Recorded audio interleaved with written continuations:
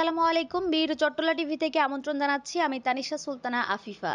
কমলনগরে তামাক নিয়ন্ত্রণে প্রশিক্ষণ সভা, তামাক নিয়ন্ত্রণ আইন বাস্তবায়নে উপজেলার টাস্কফোর্স কমিটির সদস্য ও কর্তৃত্বপ্রাপ্ত কর্মকর্তাদের তামাক নিয়ন্ত্রণ আইন বিষয়ক প্রশিক্ষণ সভা অনুষ্ঠিত হয়েছে। মঙ্গলবার উপজেলার স্পন্দন কক্ষে এ সভা অনুষ্ঠিত হয়। উপজেলা নির্বাহী অফিসার মোহাম্মদ রাহাতুজ্জামানের সভাপতিত্বে আলোচনায় বক্তব্য রাখেন উপজেলা সহকারী কমিশনার ভূমি মোহাম্মদ আরাফাত হোসাইন। উপজেলা স্বাস্থ্য কমপ্লেক্সের আবাসিক অফিসার ডাক্তার আমিনুল ইসলাম মঞ্জু, উপজেলা ইমাম সমিতির সভাপতি মাওলানা গিয়াসউদ্দিন প্রমুখ।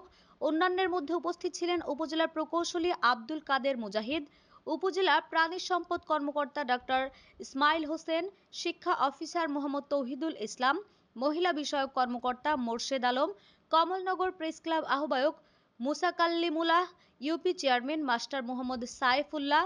অনুষ্ঠানে সাংবাদিক ও উপজেলা বিভিন্ন কর্মকর্তারা উপস্থিত ছিলেন। আমাদের আরও আপডেট নিউজ পেতে চোখ রাখুন বীর চট্টলা টিভিতে। ফেসবুকে ফলো, ইউটিউবে সাবস্ক্রাইব করুন।